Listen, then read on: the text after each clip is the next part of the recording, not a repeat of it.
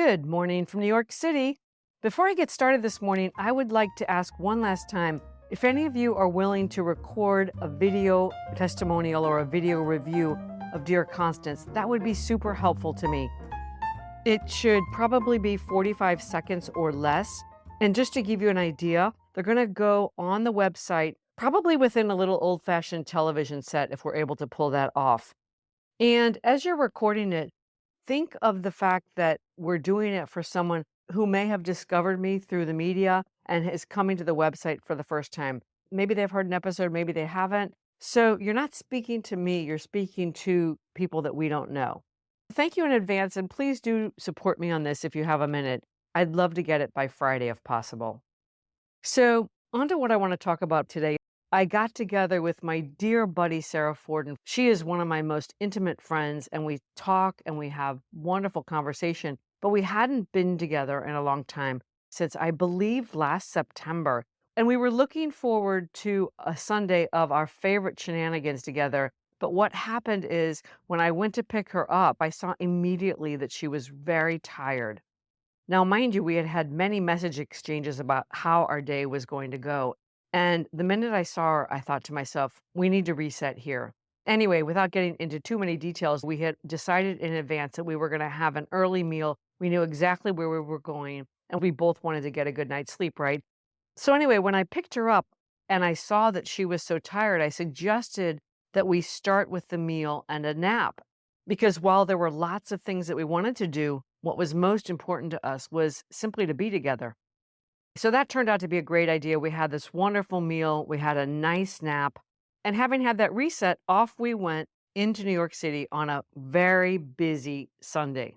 And it's funny, for the duration of the day, it was more of the same. Nothing went as planned, and everything was simply perfect. Anyway, fast forward, we decided to have a light supper together, and we got the perfect table outside, and we were simply enjoying a wonderful evening together. And bam, it suddenly dawned on me that the window was closing on my car return. I had rented a car for the weekend. I immediately started calculating how quickly I could walk to the car and get to Avis. But I stopped myself, and I realized that I was going to end the day in a panic. And in that moment, I made a swift, firm decision that I was not going to let that ruin the beautiful day we had spent together. It was as simple as that. Yeah, of course it was a bummer. But I looked at her straight in the eyes and I said, I don't want to talk about it anymore. It is what it is. She followed my lead. We didn't talk about it anymore. And we ended our meal. And what happens?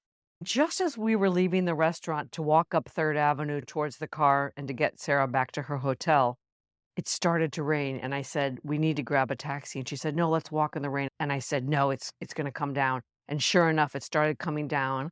And we grabbed a taxi. We get off at the wrong corner. So we ended up walking in the rain to try to find the car, by which point the skies had completely opened up and we got soaked.